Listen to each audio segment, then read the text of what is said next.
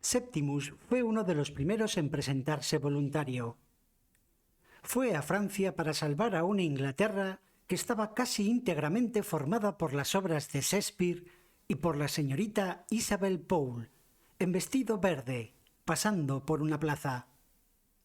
Allí, en las trincheras, el cambio que el señor Brewer deseaba al aconsejarle el fútbol se produjo instantáneamente. Smith se hizo hombre. Fue ascendido. Llamó la atención y, en realidad, suscitó el afecto de su oficial superior, apellidado Evans. Fue una amistad como la de dos perros que juegan ante el fuego del hogar, uno de ellos jugando con un papel, gruñendo, lanzando bocados, mordisqueando de vez en cuando la oreja del perro más viejo, y el otro yaciendo soñoliento, parpadeando al fuego, alzando una pata, dándose la vuelta y gruñendo bondadoso. Tenían que estar juntos, tenían que compartir, tenían que reñir y pelear el uno con el otro. Pero cuando a Evans, Recia, que solo le había visto una vez, decía que era el hombre tranquilo, un robusto pelirrojo, poco demostrativo en presencia de mujeres. Cuando a Evans le mataron, inmediatamente antes del armisticio en Italia, Septimus, lejos de dar muestras de emoción o de reconocer que aquello representaba el término de una amistad, se felicitó por la debilidad de sus emociones y por ser muy razonable. La guerra le había educado. Fue sublime. Había pasado por todo lo que tenía que pasar: la amistad, la guerra europea, la muerte. Había merecido el ascenso. Aún no había cumplido los 30 años y estaba destinado a sobrevivir. En esto último no se equivocó. Las últimas bombas no le dieron. Las vio explotar con indiferencia. Cuando llegó la paz, se encontraba en Milán, alojado en una pensión con un patio, con flores en tiestos, mesillas al aire libre, hijas que confeccionaban sombreros y Lucrecia, la menor de las hijas, y se hizo novio un atardecer en el que sentía terror. Terror de no poder sentir. Ahora que todo había terminado, que se había firmado la tregua, que los muertos habían sido enterrados, padecía en especial al atardecer estos bruscos truenos de miedo. No podía sentir. Cuando abría la puerta de la estancia en que las muchachas italianas confeccionaban sombreros, las podía ver, las podía oír. Pasaban delgados alambres por las coloreadas cuentas que tenía en cuencos. Daban esta y aquella forma a las telas de bocací. La mesa estaba sembrada de plumas, lentejuelas, sedas y cintas. Las tijeras golpeaban la mesa. Pero algo le faltaba. No podía sentir. Los golpes de las tijeras, las risas de las muchachas, la confección de los sombreros le protegían, le daban seguridad, le daban refugio. Pero no podía pasarse la noche sentado allí. Había momentos en que se despertaba a primeras horas de la madrugada. La cama caía y él caía. ¡Oh, las tijeras, la lámpara y las formas de los sombreros!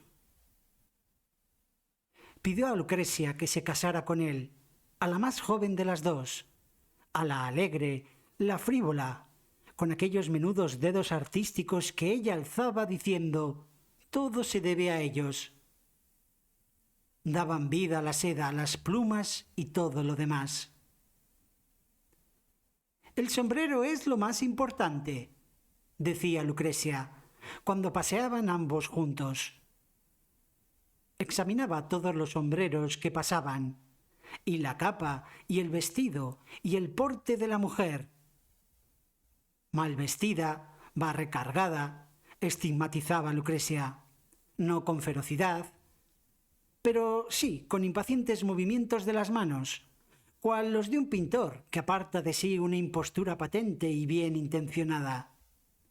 Y luego, generosamente, aunque siempre con un sentido crítico, alababa a la dependienta de una tienda que llevaba con gracia su vestidito, o ensalzaba sin reservas, con una comprensión entusiasta y profesional, a una señora francesa que descendía del coche, con chinchilla, túnica y perlas.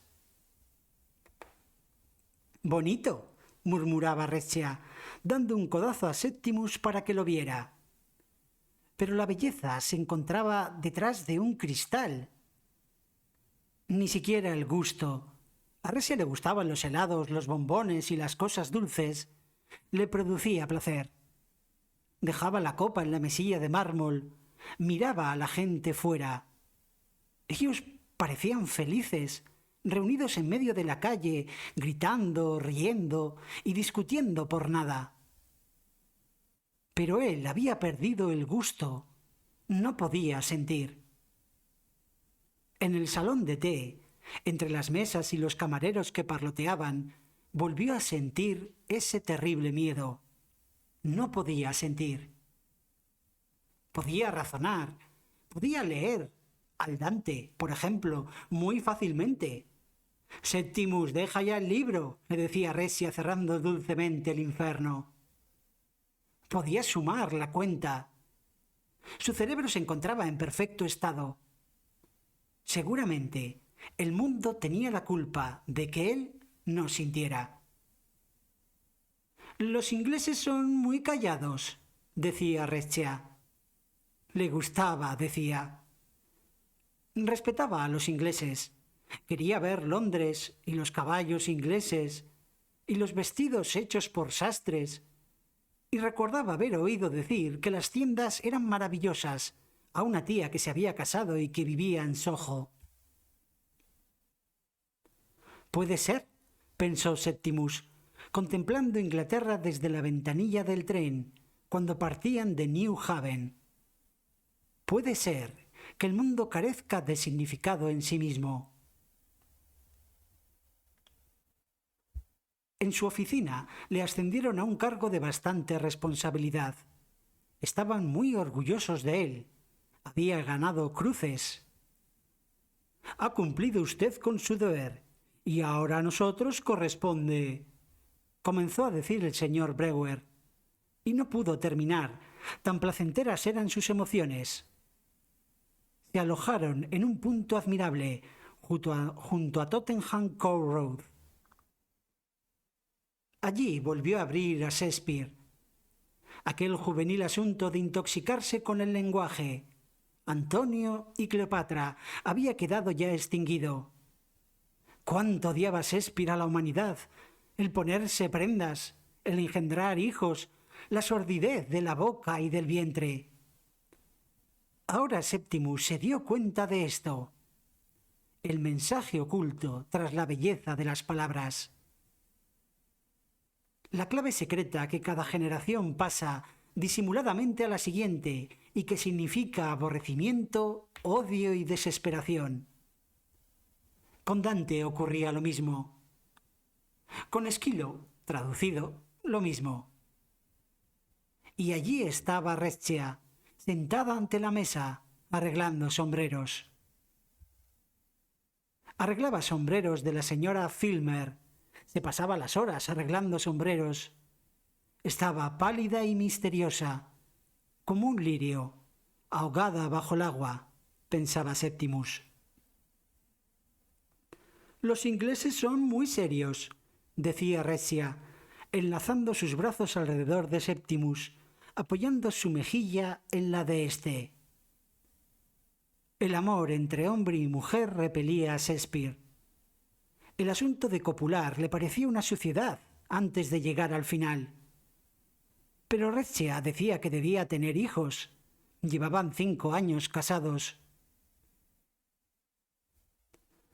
Juntos fueron a la Torre, al Victoria and Albert Museum. Se mezclaron con la multitud para ver al rey inaugurar el Parlamento. Y había tiendas, tiendas de sombreros, tiendas de vestidos, tiendas con bolsos de cuero en el escaparate, y Rexia miraba. Pero debía tener un niño. Decía que debía tener un hijo como Septimus, pero nadie podía ser como Septimus, tan dulce, tan serio, tan inteligente. ¿Por qué no podía ella leer también a Shakespeare? ¿Era acaso Shakespeare un autor difícil?, le preguntaba Rexia. Uno no puede traer hijos a un mundo como este. Uno no puede perpetuar el sufrimiento ni aumentar la raza de estos lujuriosos animales que no tienen emociones duraderas, sino tan solo caprichos y vanidades, y que ahora les llevan hacia un lado y luego hacia el otro. Miraba cómo Rexia manejaba las tijeras. Daba forma, como se contempla a un pájaro picotear y saltar en el césped, sin atreverse a mover ni un solo dedo.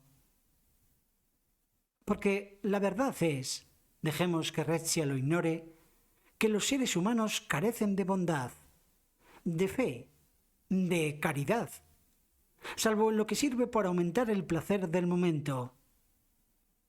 Cazan en jauría.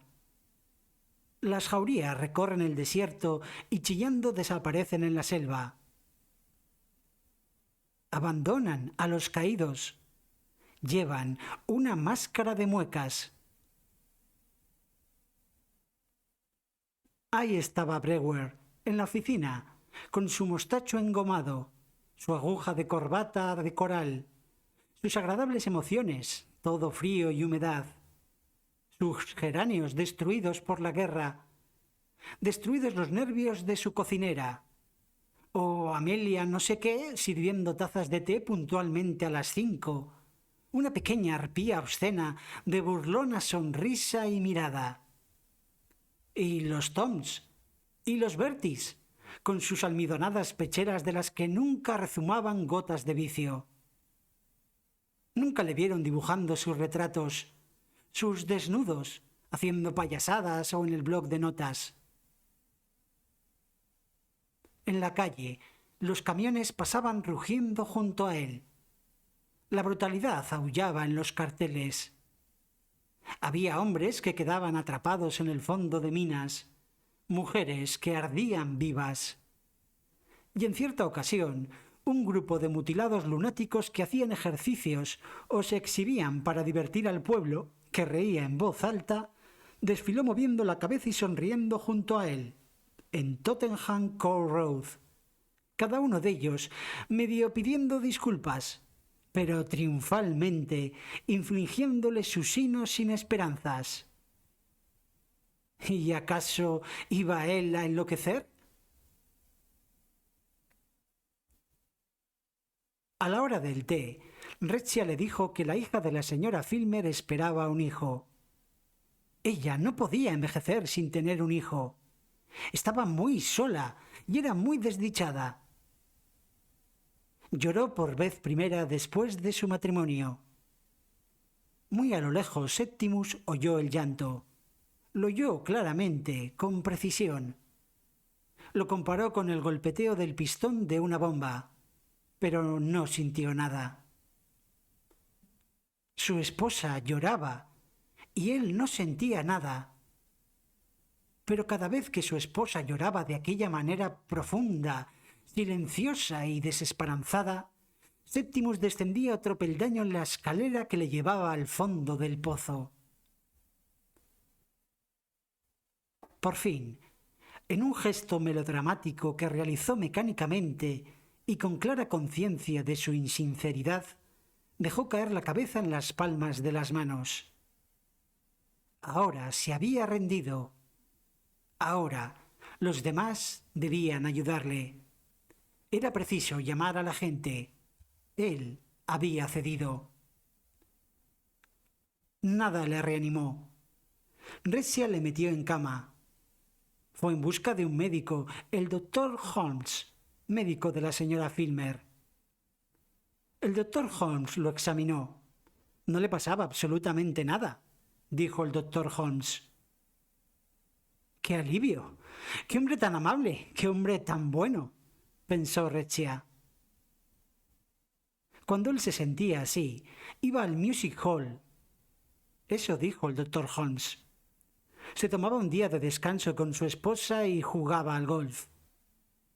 ¿Por qué no probar un par de pastillas de bromuro disueltas en agua al acostarse?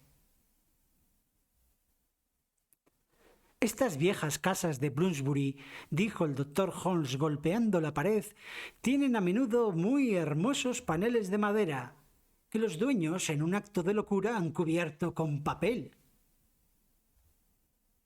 Precisamente hacía pocos días, en ocasión de visitar a un paciente, Sir fulano de tal, en Bedford Square. En consecuencia, no tenía excusa. No tenía nada, salvo el pecado por el que la humana naturaleza le había condenado a muerte, el pecado de no sentir.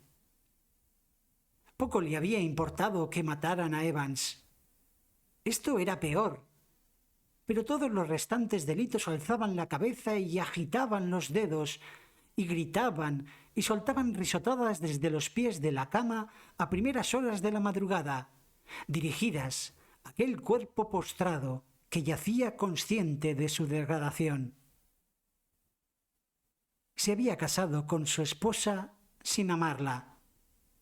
Le había mentido, la había seducido. Había ultrajado a la señorita Isabel Paul, y estaba tan marcado por el vicio que las mujeres se estremecían cuando le veían en la calle. La sentencia que la humana naturaleza dictaba en el caso de semejante deshecho era de muerte.